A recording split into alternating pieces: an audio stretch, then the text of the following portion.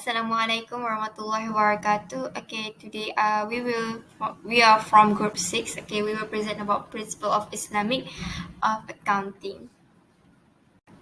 So this is our group presenter. For the first one is Faris Irfan, second is Zaina Arif, and then the third one is me, Marsha Afika, and then the last but not least is Fatin Sakina, and we are from GIA 6E. This is table of content. Okay, for the first question, we will present by Zaina Arif, which is differentiate the Islamic worldview and the conventional worldview of accounting. For question 2A, it will presented by Fatin Sakina, which is what is code of ethic, and then for 2B is me, distinguish between AWIFI code of ethic and also MIA code of ethic, which is Mashafika. And then for the third question, 3A, will be presented by Fadin Sakina. In what way can the Islamic concept of PT assist the accountants to be ethical? For the last question, for question 3B, last but not least, what are the rules of ethical conduct based on the Islamic principle of trustworthiness? Do you think these ethical rules are sufficient to discipline accountants? It will be presented by our last member, which is Faris Irfan.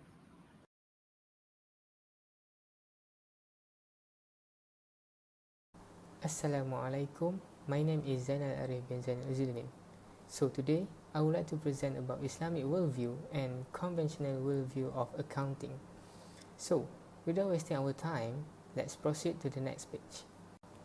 For the first comparison is Islamic worldview concerned with the entity's Sharia compliance and whether Islamic objectives are being met. It's like process that ensure that an organization's financial information is transparent, appropriate, and correct, and that's the process is compliant with Sharia law, as well as social and economic rules. Meanwhile, conventional worldview primarily concerned with presenting information about the efficient allocation of scarce resources. It's like a process of maximizing the usage of infinite resource restricted to profitable activities by utilizing accessible market knowledge is incompatible with Sharia law. The second comparison is for Islamic worldview, it's governed by Islamic law, which is derived from the Quran and Sunnah. Meanwhile, for conventional, it's governed by modern commercial law, which makes it a product of culture. For the third comparison is Islamic accounting takes into account the maximizing of profits as well as the legitimacy of contract based on Sharia principle, while conventional entails materialism, profit maximizing, and money accumulation regardless of the legitimacy of contracts and without considering halal and haram. For the next comparison is in an Islamic environment, the national income is shared by all parts of a society regardless of whether or not they are capable of earning income. Meanwhile, in conventional worldview environment, there is no such specific regulation to impose circulation of wealth in a society, and the capital is stored for the benefit of a certain group in conventional accounting. For the last comparison is Islamic is commandment presented by the Holy Quran, Hadith, and Islamic doctrine, and meanwhile for the conventional, is carried out based on the generally accepted accounting principle or known as GAAP. My name is Fadil Sakina Wajawazani, so I will continue to present about question 2. So what is a code of ethics? A code of ethics is a guideline designed to help employees conduct business honestly and with integrity. A code of ethics will rules decisions and behavior at an organization and give general outline on how employees should behave in handling issues like harassment, safety, conflict, and interest. So basically, code of ethics is a layout or guidelines to show how employees should behave and how employees can conduct a business. So these are three types of code of ethics in business. The first one is compliance-based code of ethics, when laws regulate issues such as hiring and safety standard in business field. Compliance-based code of ethics not only set as guideline to conduct a business, but also determine penalties for violation. So, if employees misbehaving in completing their work, they might be charged for breaking code of ethics. Okay, the second one is code of ethics among professionals. Okay, financial advisor registered with SEC, or formerly known as Security and Exchange Commission, or a state regulator, are bound by a code of ethics known as fiduciary duty.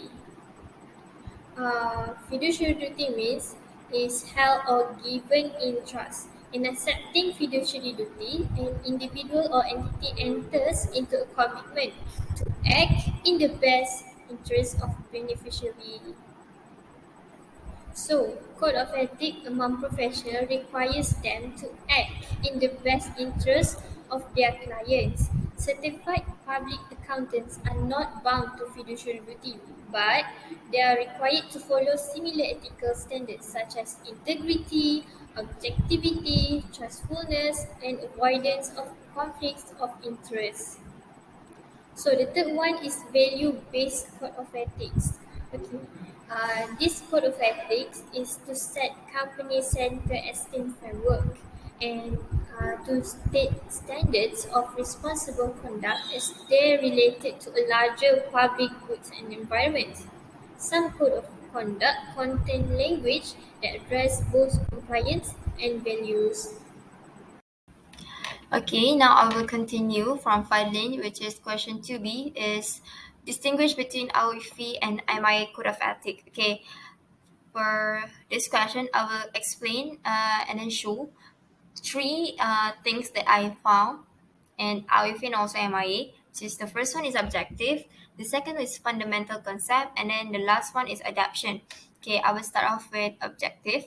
For objective of AWIFI Code of Ethics to assist Islamic finance professional in understanding the demands of ethical conduct and choosing the right course of action in ethical dilemma or difficulty. For MIA Code of Ethics, to provide member with a clear understanding of our commitment and the standards of the service that can be expected from MIA.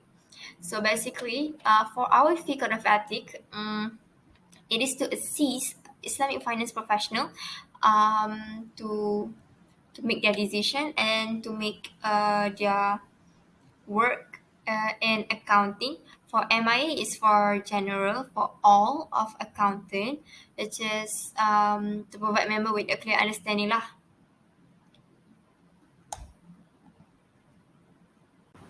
Okay, for the second one is fundamental concept. Okay, fundamental concept for AWIFI Code of Ethics. First one we have integrity, trustworthiness, strength, exhorting truth, Allah consciousness, and the last one is reliance on Allah Almighty. For MIA Code of Ethics, we have integrity, objectivity, professional competence, and due care, confidentiality, and last one is professional behavior. Okay, for fundamental concept, in Arifin also MIA, they have a similar concept, which is integrity and also trustworthiness in their work of place. Okay, last but not least is adaptation. Is adaptation in AWIFI and also MIA. For adaptation in our AWIFI Code of Ethics, it is derived from Islamic Sharia rules and also principle. For MIA Code is derived from Ethical Code for Professional Accountant issuance by International Federation of Accountant (IFAC). So in AWIFI, it is derived from Islamic Sharia rules as they said, as it said in the slide, such as Al-Quran and also Sunnah. For MIE is from the Ethical Code in International Federation of Accountants (IFAC). I think that's all for my presentation. Thank you for listening, and I will pass on the next person. So we are moving to question 3. Okay, question 3 is state that in what way can the Islamic concept of piety assist the accountants to become ethical? So basically, what is piety? Piety is a strong belief or behavior that is religious or morally correct. Piety, in Islamic view, or formerly known as taqwa, is translated as a fear of God. In the other hand, the expressive meaning of piety is a shield or protective barrier, and it is to prevent Allah's punishments by avoiding what Allah prohibited and following Allah's command. Through this piety, someone will be able to strengthen his or her identity as a true Muslim. So, how can piety assist accountant to be ethical? Okay, RV has developed ethical code for Muslims accountant that derive from Sharia law, which is sources from Quran, Sunnah, Ijma' and Qiyas. Islamic Sharia shows a very clear ethical standards for conducting activities in transparent manner. Okay. In sincerity view, sincere principle demands accountants to fulfill their tasks truly for Allah Subhanahu wa Taala without being influenced by extraneous factors. Okay, sincerity can improve someone's professions by boosting productivity and efficiency in accounting work. In honesty view, Islam emphasizes the need of honesty in life, and accountants are required to work with sincerity in their profession as a kind of worship to Allah Subhanahu wa Taala.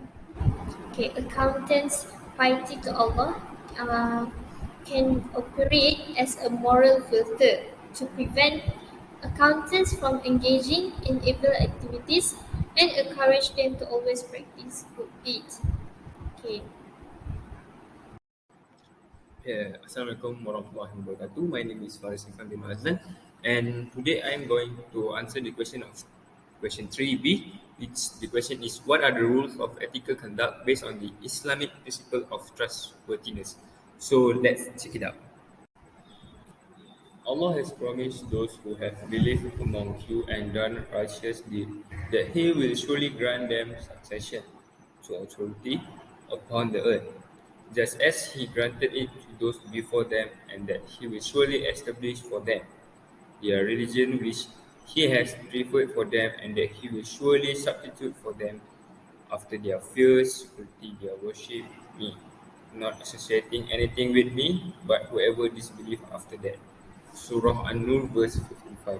So we can simplify this surah by saying that the most suitable ethical rules based on the Islamic trustworthiness is the integrity. So why do I say integrity? This is because first of all, integrity should have been in the self of accountant since it is a professional job scope. Furthermore, this is because to get a trust from the public user as an accountant is much more relatable to a public user such as the banking association. Uh, more we an accountant is to be trust with an trustful accounting information as a business owner is putting a full trust in an accountant to prepare a financial statement or to give an accounting information so that investor could invest in their business. Besides that, an accountant should have the forthright, honest, and fair characteristic in their work. Uh, they has to be fair when performing with professional dealings. So no matter who are they facing with, who are they dealing with their business, they still have to act like a professional because an accounting job scope is a professional profession. Uh, and act professional. So business owner is putting full trust in an accountant. So they and an accountant should have act like a professional since it's very um, crucial to a business owner to have an absolute job work from an accountant. So they could have an they could make an decision in business decision. So, lastly, based on my perspective, the ethical rules are very sufficient to discipline accountants, in my point of view. And accountants should also practice the ethical rules in their daily life. Practicing in the daily life can make an accountant to be more responsible towards the job scope that they have been appointed to. Despite anything can be happen since the ethical rules could be broken just like that, and we as a human tend to broken rules, some rules, or tend to make some mistake. So I am really sure that in order to achieve the personality of an accountant, the ethical rules could be taught and implies in our daily life. Lastly, I am very convinced that the ethical rules are sufficient in order to discipline the accountants. That's all from me. Thank you.